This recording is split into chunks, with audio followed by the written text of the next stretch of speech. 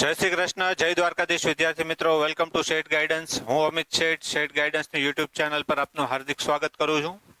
તો આજે આપણે એક બીજા 10 ક્વેશ્ચન સાથે ઉપસ્થિત થયા છીએ. આજનો જે સેશન છે એ છે નંબર સિસ્ટમ, એટલે કે જે બેઝિક ઓફ મેથ્સના જે છે એ 10 ક્વેશ્ચન લઈને આજે ફરીથી આપણે ઉપસ્થિત થયા છીએ. તો કંઈ પણ સમય બગાડ્યા વગર એક પછી એક જે ક્વેશ્ચન છે, જે પ્રશ્નો છે, એનું સોલ્યુશન ઇઝીમાં ઇઝી રીતે કેવી રીતે કરી શકીએ એની જે ચર્ચા છે એ ચર્ચા આજે આપણે કરવાની છે.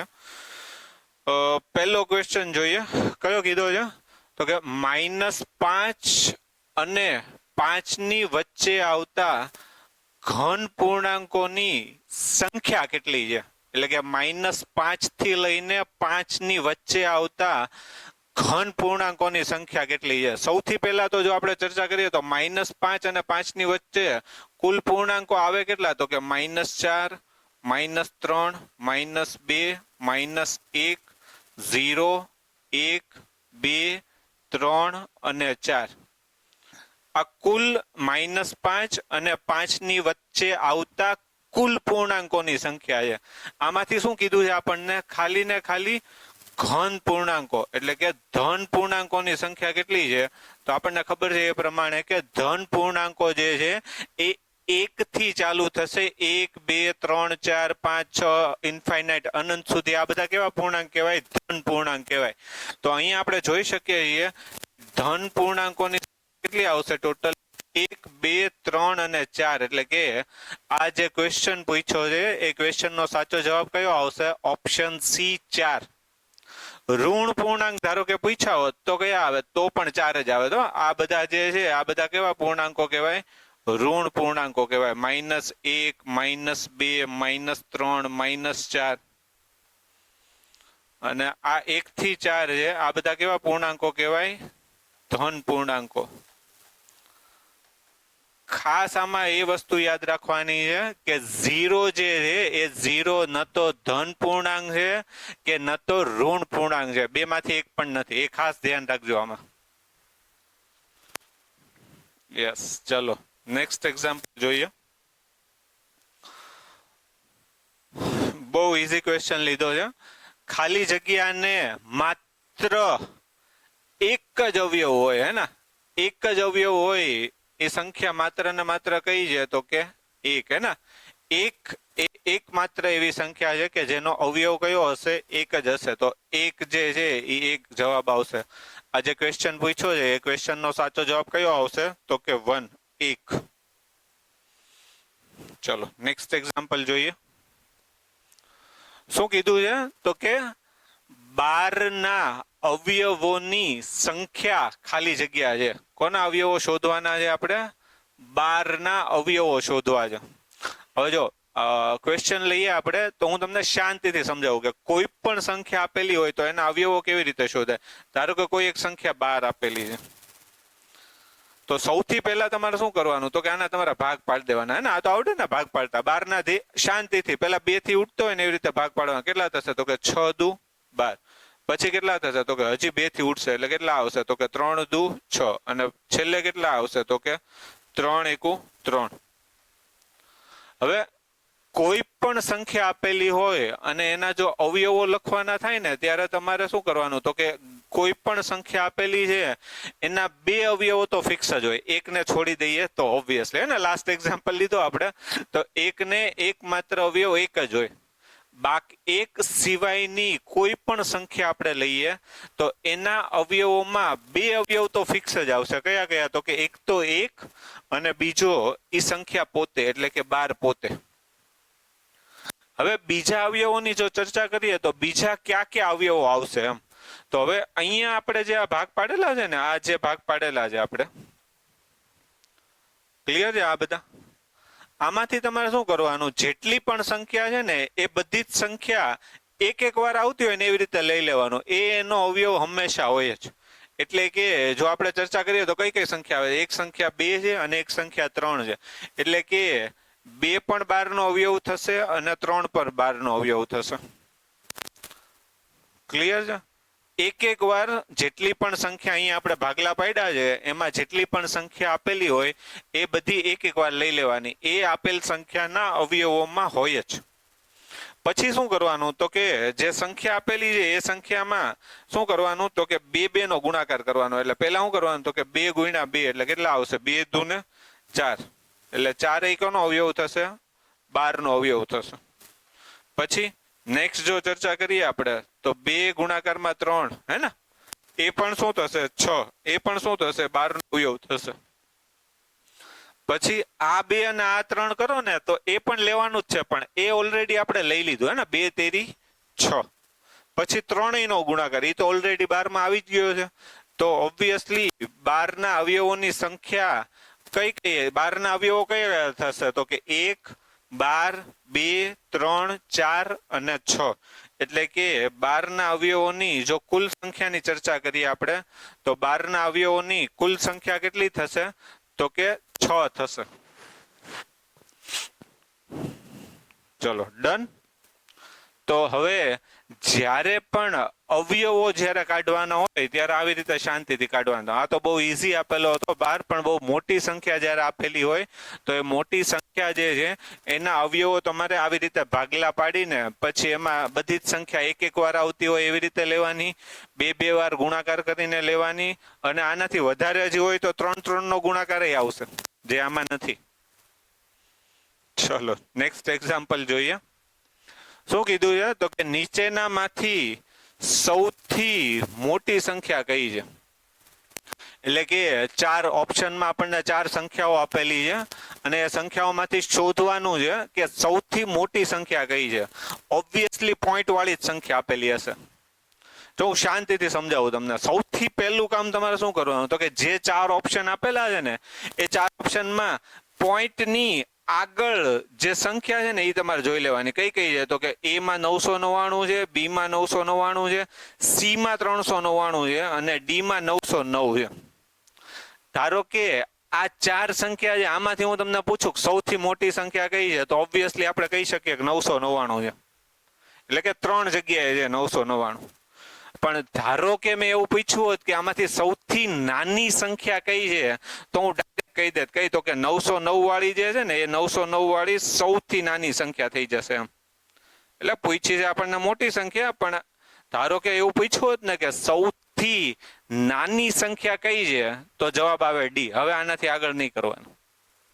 ઓબ્વિયસલી પૂછ્યું શું છે તો કે સૌથી મોટી સંખ્યા કઈ છે. એટલે હવે પોઈન્ટની આગળનો જો હિસાબ કરીએ આપણે તો એ બધી તો 999 છે. એટલે ઈ જોઈને તો આપણને ખ્યાલ ન આવે કે કઈ સંખ્યા સૌથી મોટી છે. તો ઓબ્વિયસલી હવે પોઈન્ટની પાછળ જોવાનું. પોઈન્ટની પાછળ જેટલી પણ સંખ્યા આપેલી છે એ બધી જ સંખ્યા જે છે પોઈન્ટની પાછળ જે પણ સંખ્યા છે એ બધા ઇક્વલ ડિજિટમાં કરી દેવાના. એટલે કે 2 આંકડાની સંખ્યા હોય તો એ 2 આંકડામાં, 3 હોય તો 3. અહીંયા તો બધી 2 આંકડાની જ છે ને. પોઈન્ટ પછી 2 આંકડાની સંખ્યા છે કઈ તો કે 99. અહીંયા પોઈન્ટ પછી 2 આંકડાની જ સંખ્યા છે કઈ તો કે 0. અને અહીંયા પોઈન્ટ પછી 2 આંકડાની જ સંખ્યા છે કઈ છે તો કે 91. જો આ નો હોય તો તમારે એક સરખા આંકડાની સંખ્યા બનાવી દેવાની. હમણાં આને પછીનો એક્ઝામ્પલ એક મેં એવી રીતે જ રાખ્યો છે જે તમે ટ્રાય કરજો. હવે જો આમાં આપણે 99, 0 અને 91 માં જો હું પૂછું કે સૌથી મોટી સંખ્યા કઈ છે તો મને ઓબ્વિયસલી ખબર પડી જાય 999 છે. તો સોરી ખાલી 99 છે. તો આપેલ જે ક્વેશ્ચન છે નીચેનામાંથી સૌથી મોટી સંખ્યા કઈ છે તો એનો જવાબ શું આવશે? ઓપ્શન એ, સૌથી મોટી સંખ્યા આ થશે.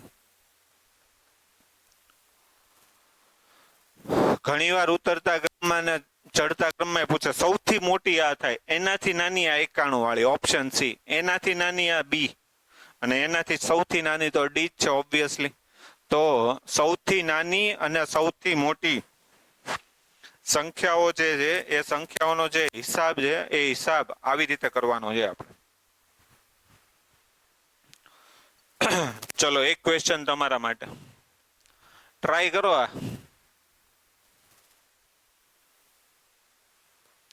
હે ને સેમ ક્વેશ્ચન છે. કઈ સંખ્યા સૌથી મોટી છે એવું પૂછ્યું છે એને.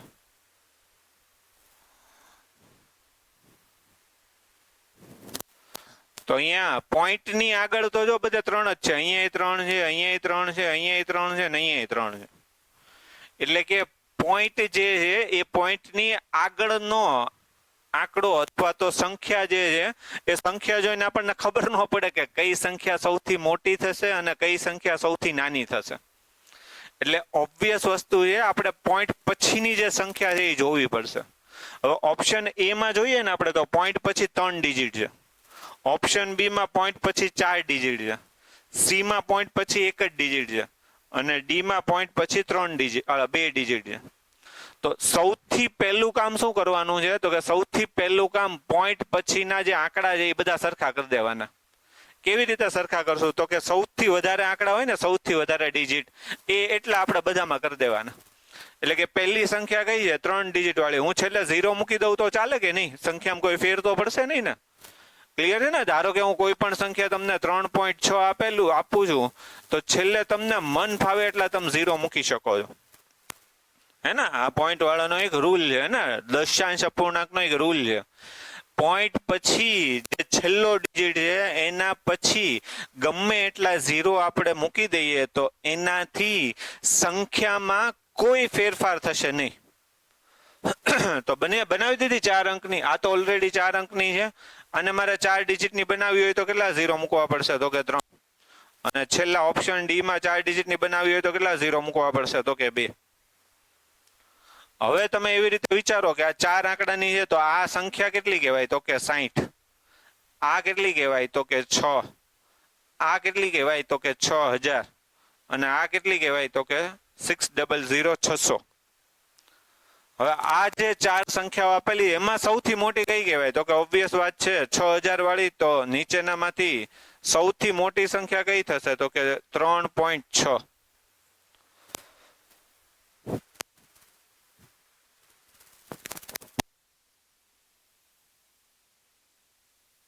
બોલો, ક્લિયર?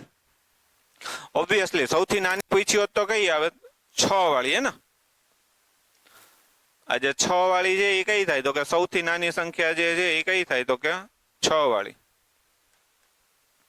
સૌથી મોટી 6000 વાળી, એનાથી નાની ડી 600 વાળી, એનાથી નાની 60 વાળી ને એનાથી નાની 6 વાળી.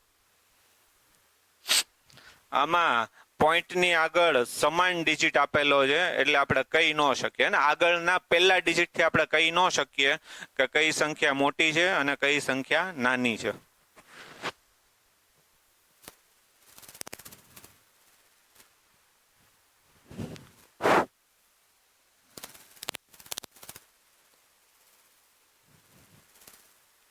ચલો ડન. ચલો આ પણ એક ઈઝી ક્વેશ્ચન લીધેલો છે. શું પૂછેલું છે? 0.6 ની વ્યસ્ત સંખ્યા ખાલી જગ્યા છે. 0.6 ની જો ચર્ચા કરીએ આપણે તો એને કેવી રીતે લખાય? તો કે 6/10. બરોબર ને? 0.6 એટલે શું થશે? તો કે 6/10.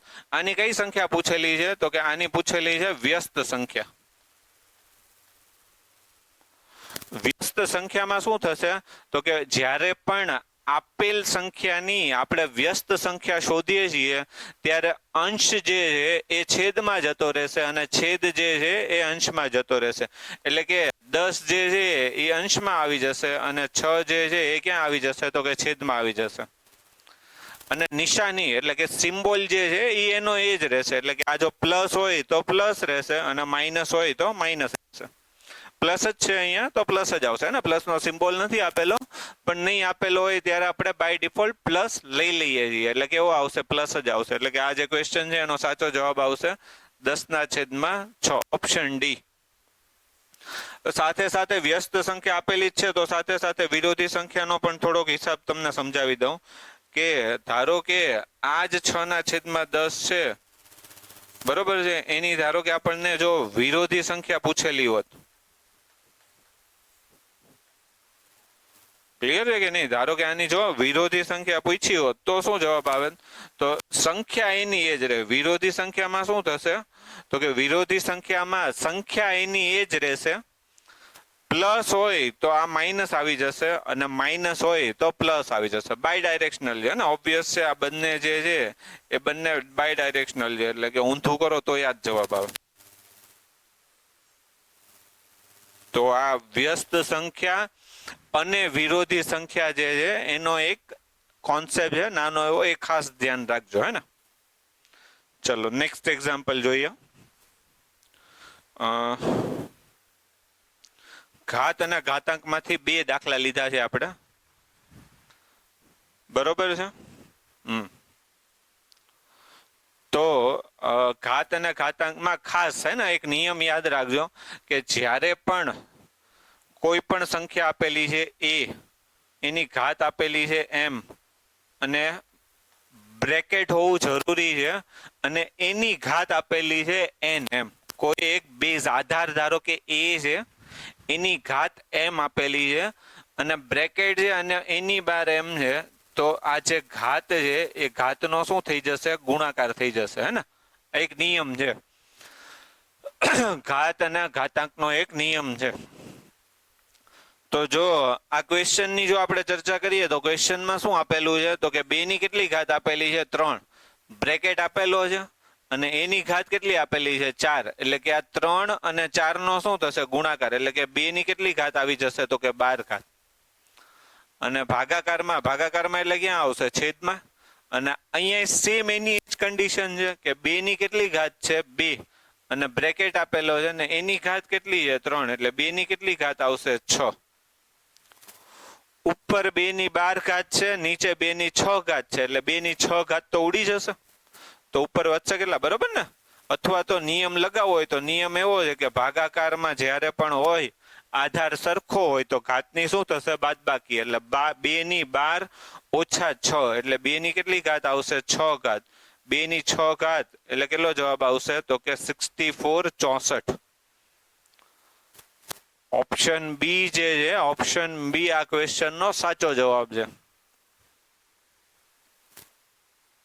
ચલો ડન છે. બ્રેકેટ નું આપેલું હોય તો શું કરવાનું? આપણે એની માટે ક્વેશ્ચન લીધો છે, એ નેક્સ્ટ ક્વેશ્ચન છે. કોઈને આવડતો હોય તો ગણો, બાકી હું સમજાવું છું. ચાલો. બ્રેકેટ નો હોય તો ગુણાકાર નહીં થાય ને. નહીં. ચલો કોઈને આવડે છે? ગણો આ દાખલો. હાલો.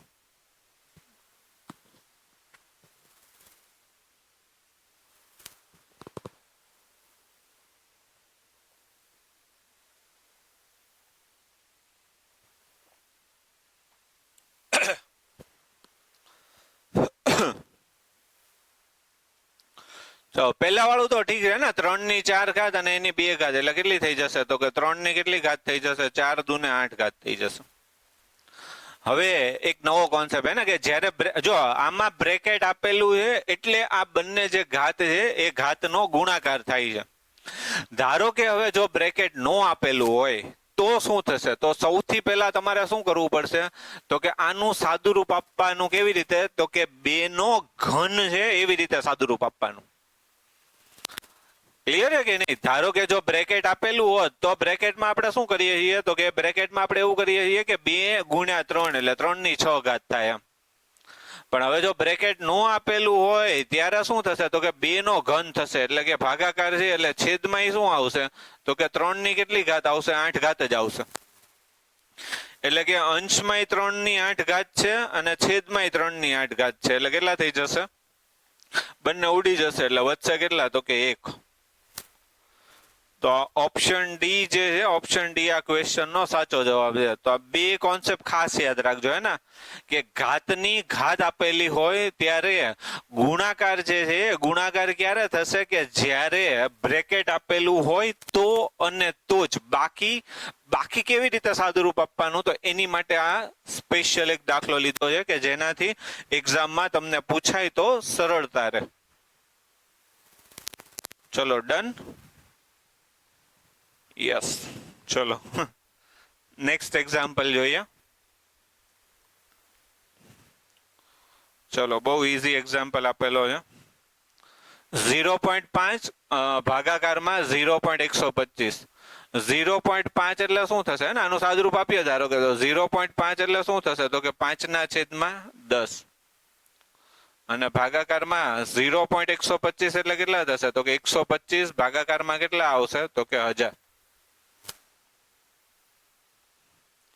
છેદમાં એટલે છેદમાં જ આવશે.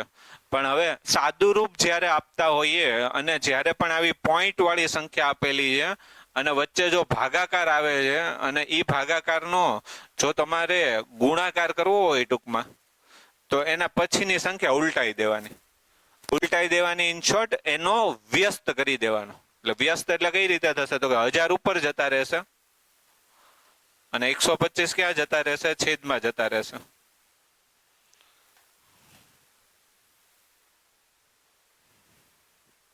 છેદ ઉડાડીએ તો આ 1 0 તો ઉડી જશે. 5 થી ઉડાડીએ તો કેટલા આવશે? 25 પંચા 125.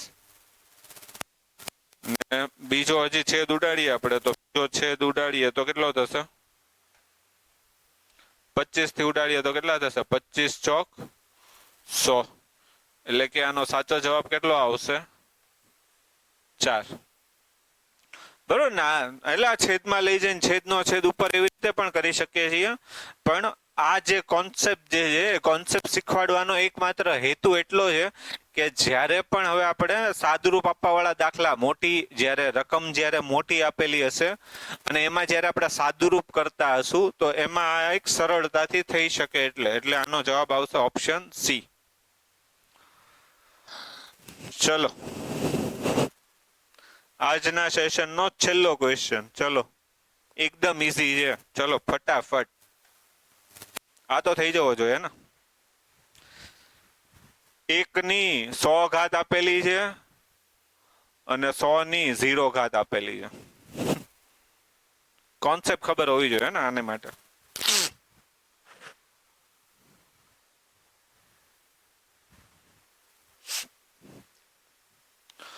ચલો 1 ની ગમે એટલી ઘાત આપેલી હોય ને, 1 ની 100 ઘાત હોય, 1 ની 1000 ઘાત હોય કે 1 ની 1 લાખ ઘાત હોય, 1 ની ગમે એટલી ઘાત આપેલી હોય, જવાબ હંમેશા કેટલો આવશે? 1 જ આવશે. આ કોન્સેપ્ટ ખબર હોવી જોઈએ ને કે 1 ની ઉપર ગમે એટલી ઘાત તમે લખી નાખો, જવાબ હંમેશા 1 જ આવશે. 1 ગુણ્યા 1 ગુણ્યા 1 ગુણ્યા 1 ગુણ્યા 1 ગમે એટલી વાર કરો, જવાબ કેટલો આવશે? 1 વત્તા. બીજો કોન્સેપ્ટ શું છે તો કે 100 ની 0 ઘાત છે. કોઈ પણ સંખ્યાની 0 ઘાત હંમેશા કેટલી થશે તો કે 1 થશે. બરોબર ને? એટલે કે આનો જવાબ એ કેટલો આવશે? 1 જ આવશે. એટલે કે આનો ચોખ્ખો મતલબ એવો થયો, શાંતિથી સમજો તમે શું કહેવા માંગે છે આ, તો કે 1 ની તમે ગમે એટલી ઘાત લઈ લો એમ. 1 ની એમ એટલે ગમે એટલી ઘાત, એમ બરાબર ગમે લઈ લો, જવાબ હંમેશા 1 જ આવશે. અને અહીંયા ધારો કે આ 100 આપેલું છે એની જગ્યાએ x લઈ લો તમે, x ની ગમે એટલી ઘાત લઈ લો 0. ક્લિયર છે કે નહીં? કે m બરાબર ગમે એ લઈ લો, અહીંયા x બરાબર ગમે એ લઈ લો, આનો જવાબ હંમેશા 1 આવશે. વત્તા આનો જવાબ હંમેશા કેટલો આવશે? 1 જ આવશે. તો ઓબ્વિયસ વસ્તુ છે કે જે પૂછ્યો છે એનો જવાબ શું આવશે? 1 વત્તા 1 એટલે કેટલા આવશે તો કે 2. 2 જે છે આ ક્વેશ્ચન નો સાચો જવાબ આવશે ઓપ્શન બી. કરેક્ટ. ચલો તો ક્લિયર છે? યસ. તો hope you enjoyed this session. Yes, આની પીડીએફ જો જોતી હોય તમારે, બરોબર છે, PDF available on our Telegram channel. Search કરજો શેઠ ગાઈડન્સ બાય અમિત શેઠ હશે ને.